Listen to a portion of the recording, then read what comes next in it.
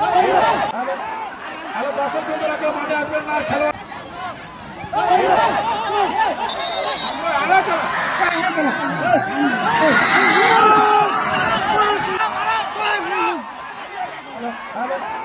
Hello দর্শক বন্ধুরা, কেউ মাঠে আসবেন না। খেলোয়াড়দের অনুরোধ করছি, we would like to all the players, please stop the violence, please.